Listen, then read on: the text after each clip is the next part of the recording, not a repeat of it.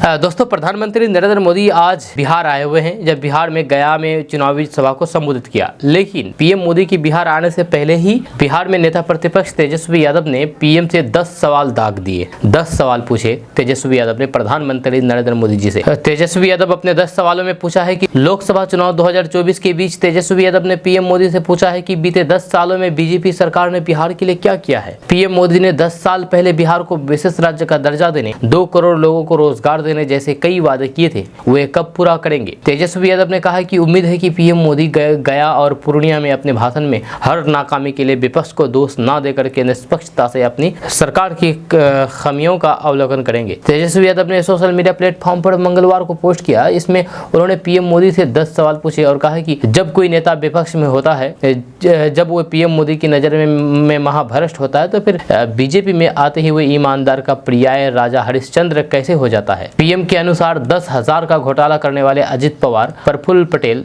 Reddy brothers, Hemant Biswa Sharma, Mukul Roy, Narayan Rane, Ashok Chauhan, Suvendu अधिकारी जैसे जांच झेल रहे 23 नेताओं को बीजेपी में शामिल करा करके क्या उन्होंने ईमानदारी का परिचय दिया। वहीं पर बीते चुनावी सभा में जब प्रधानमंत्री नरेंद्र मोदी कुछ दिन जेडीयू के साथ नहीं थे, तब आप नीतीश कुमार सरकार में हुए कथित 33 घोटाले की एक लंबी सूची के साथ, लिस्ट के साथ एक लंबी सांस में गिनाते थे। क्या वे अब भी मानते हैं कि वे 33 घोटाले हुए थे? अगर हुए थे तो क्या उनकी सरकार ने कोई जांच करवाई? अगर उनको वे 33 घोटाले याद नहीं है तो फिर क्या उनका वीडियो भेज देते हैं। वहीं पर सवाल पूछा है कि क्या प्रधानमंत्री नरेंद्र मोदी ने एनसीआरबी द्वारा जारी बिहार के 1990 से लेकर के 2005 तथा 2005 से लेकर के 2023 तक साल दर साल अपराध की विभिन्न श्रेणियों का तुलनात्मक अध्ययन किया है, खास तौर पर उन सालों का जब उनकी पार्टी यहाँ सरकार में रही है। क्या वे एनसीआरबी के प्रतिवर्ष की तुलनात्मक आंकड़े देख करके अपराध और फिर कथित जंगल राज पर भाषण रूपी प्रवचन देना चाहेंगे। वहीं पर प्रधानमंत्री जब बिहार आते हैं तब भ्रष्टाचार, वंशवाद और फिर विधि व्यवस्था पर वही पुराना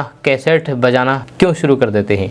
क्या वे भूल जाते हैं कि 15 साल से अधिक समय से बीजेपी बिहार सरकार में बड़ी भागीदार है। क्या वे नहीं जानते हैं कि 2005 में जन्मा बच्चा आज वोटर है। पीएम मोदी उसे गुणवत्तापूर्ण शिक्षा, स्वास्थ्य और फिर विधि व्यवस्था एवं नौकरी रोजगार देने के बजाय भूतकाल का भूत इसलिए दिखाते हैं ताकि वे नौकरी रोजगार पर। वहीं पर तेजस्वी यादव ने फिर से ये सवाल पूछा है कि क्या ये सच है कि पीएम मोदी बीजेपी के संगठित, संस्थानिक और व्यवस्थित भ्रष्टाचार को छुपाने के लिए हमेशा विपक्ष को भ्रष्टाचारी कहते हैं। वहीं पर फिर सवाल पूछा है कि प्रधानमंत्री नरेंद्र मोदी ने 5 साल इलेक्टोरल बॉन्ड क्यों चलाए तथा उसका सबसे अधिक फायदा बीजेपी को ही क्यों मिला। अगर ये इतना पारदर्शी था तो फिर केंद्र सरकार ने सुप्रीम कोर्ट में ये क्यों कहा कि नागरिकों को राजनीतिक पार्टियों का चुनावी चंदा जानने का कोई अधिकार नहीं है। वहीं पर फिर पूछा है कि कई राज्यों के बीजेपी प्रत्याशी एवं सांसद खुलेआम संविधान बदलने के नाम पर वोट मांग रहे हैं, जहां उन पर क्या कार्रवाई की गई। इसका मतलब क्या पीएम मोदी भी उनके संविधान बदलने के इरादे का समर्थन करते हैं? अगर नहीं करते हैं तो फिर उन्हें प्रत्याशी क्यों बनाया गया। वहीं पर तेजस्वी यादव ने फिर सवाल पूछा है कि हमने बिहार सरकार में रहते हुए आरक्षण सीमा फीसदी तक तथा बढ़ाई तथा केंद्र सरकार को इसे संविधान की 9वीं सूची में शामिल करने का प्रस्ताव भेजा था। पीएम मोदी ने महीनों बीतने के बाद भी इसे 9वीं अनुसूची में शामिल क्यों नहीं कराया। क्या वे आरक्षण के खिलाफ हैं?